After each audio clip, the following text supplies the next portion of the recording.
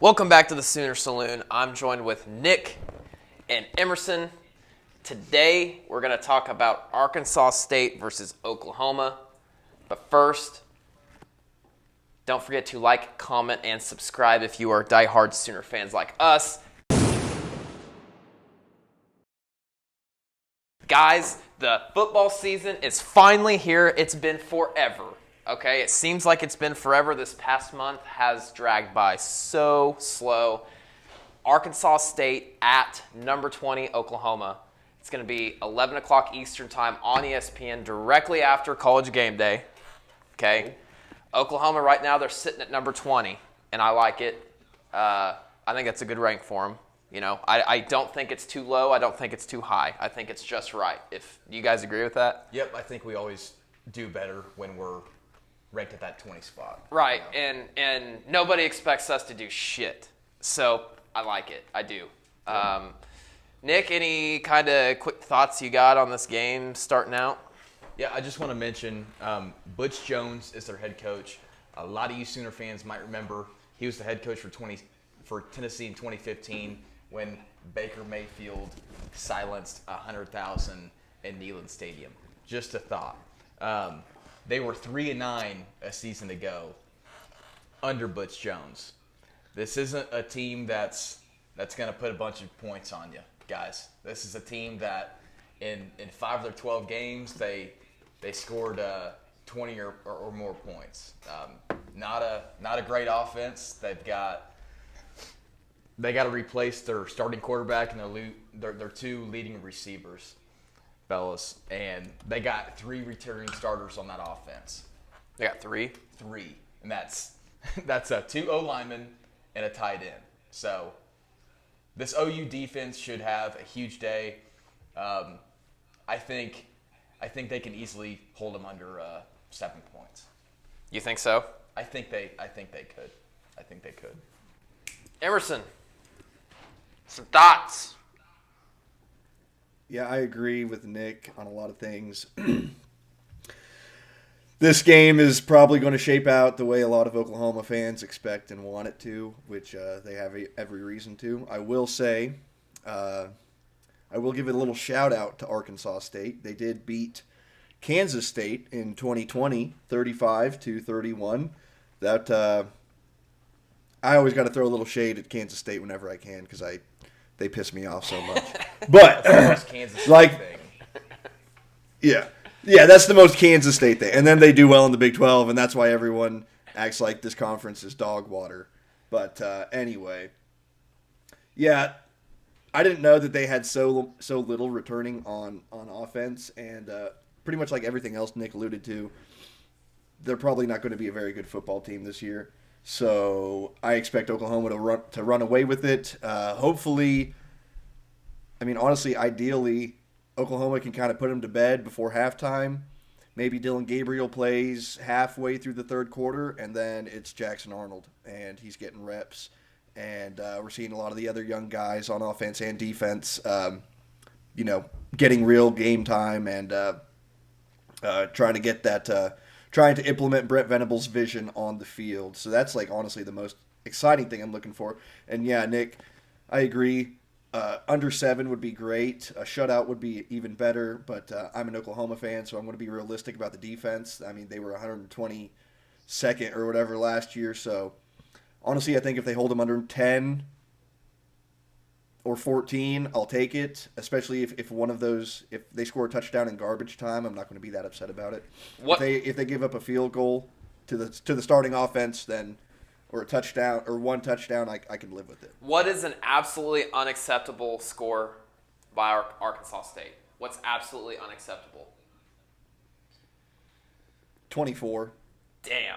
I think if they go over 20, that's 17. It all depends the circumstance of the game. Like you said, if it's the starting defense and they don't give up more than 10, sure, I'll take that. If it's the second team, third team guys, there's going to be a lot of players that's going to be rotated within this game.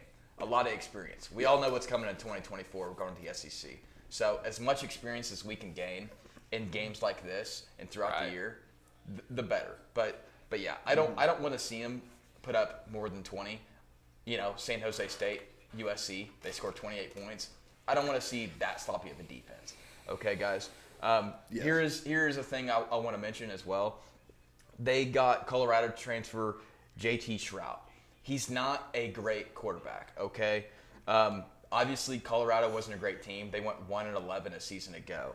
His stats this season was 7 touchdowns to 8 interceptions, and his QBR rating was a 23.2. With how much I think the OU defense is going to improve, I think it would be completely unnecessary for Arkansas State to score more than 20 points against our starters, against our second team.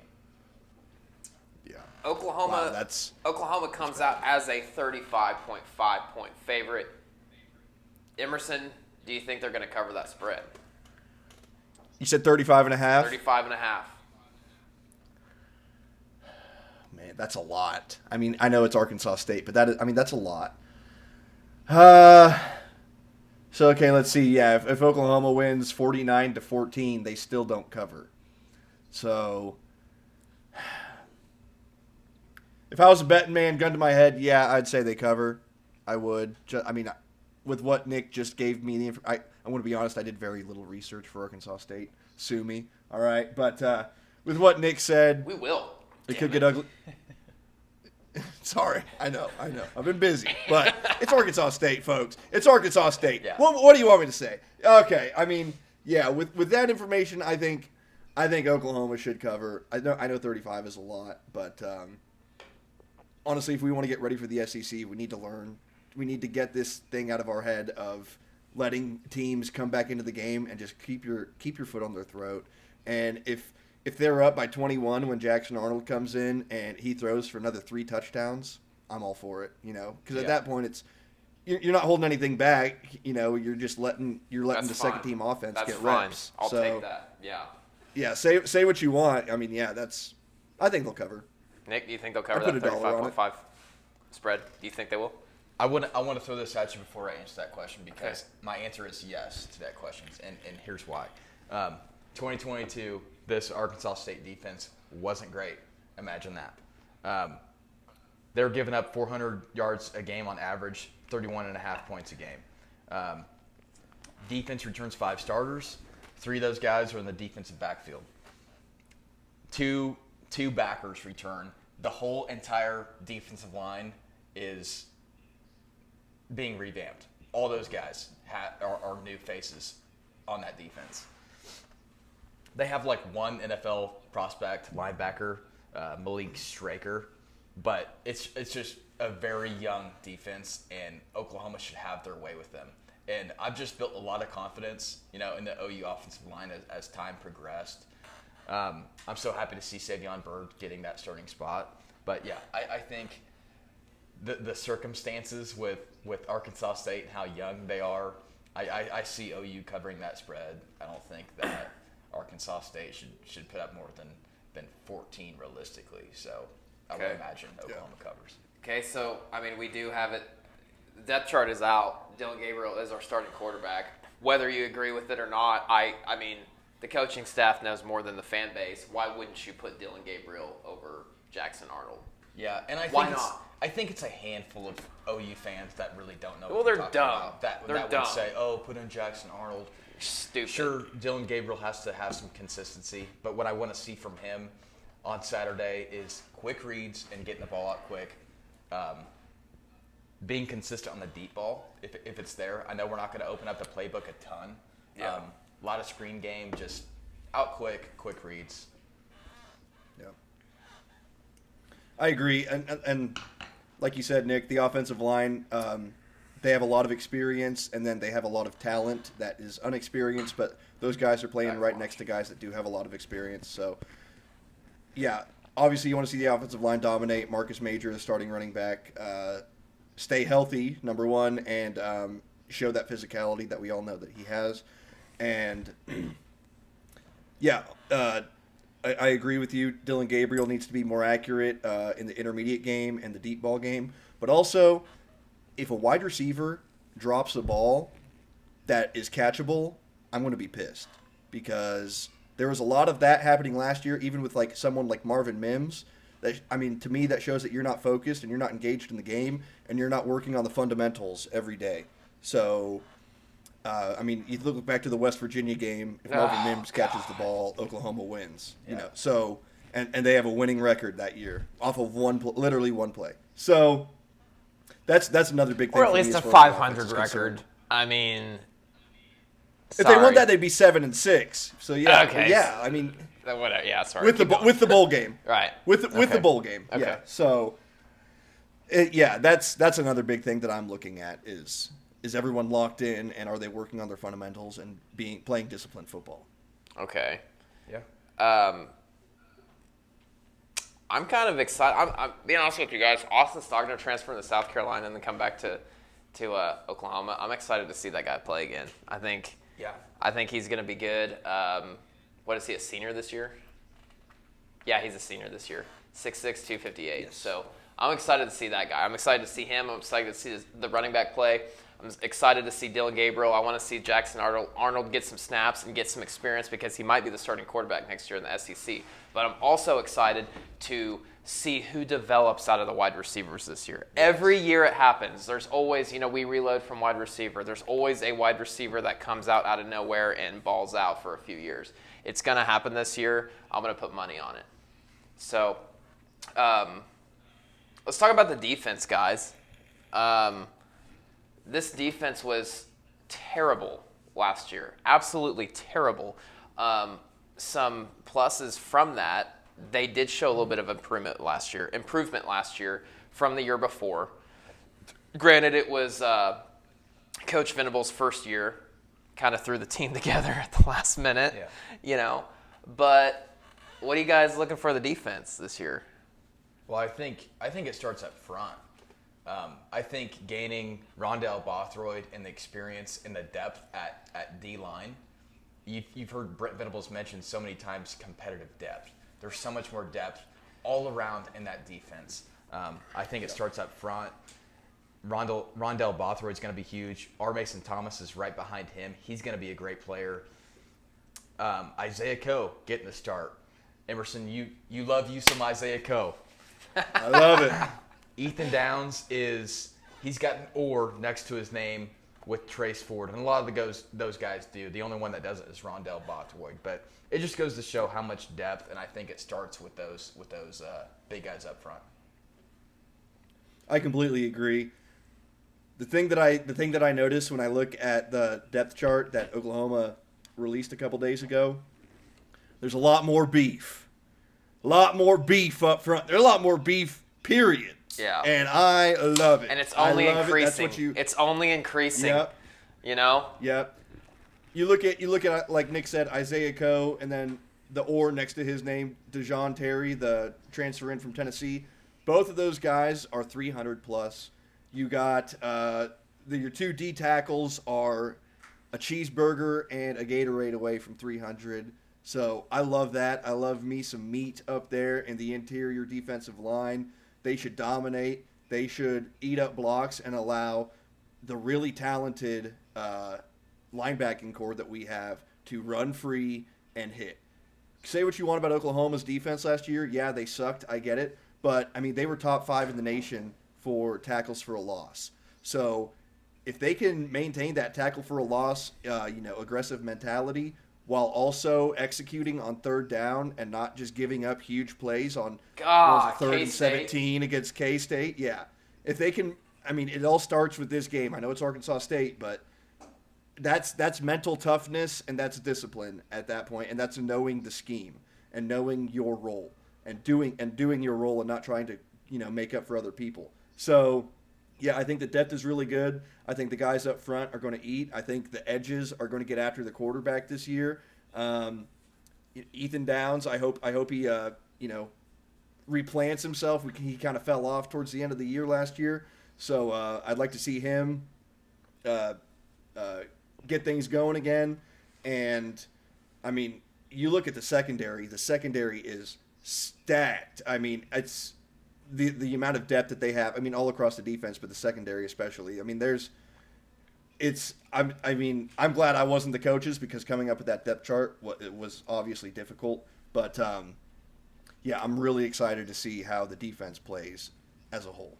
Yeah, I think that's the most depth that we've had in the secondary for a very, very long time. I'm confident in those guys, and I think it's very interesting that Gentry Williams gets to start, one of the fastest players on this team.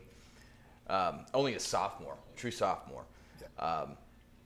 Another thing that's very interesting, Justin Harrington gets the start over Dasan Nicola. It finally looks like Justin Harrington has taken that step. He's ready for that role, and we all know that he's a freak athlete.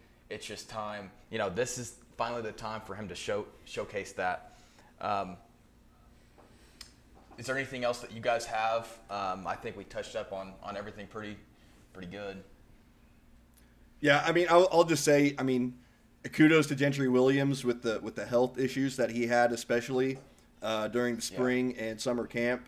I mean, for him to battle through that and start as a true sophomore, that's really impressive. And yeah, I get it, he's a 5-star, but we all know how 5-star defensive backs can work out at Oklahoma. Buki. So, dude, that guy pissed me off, dude. God damn it. Oh my god. Oh, that's a different. I sorry. I should have given everyone a trigger warning at home Man. before I said that name. But there's just something in my throat. So, yeah, shout out to Gentry Williams. I agree. Justin Harrington, he needs to stay healthy, and he needs to show that athleticism, let that athleticism play by showing that he knows the playbook. And I think, in football season, your coach always says you see the most improvement from week 1 to week 2.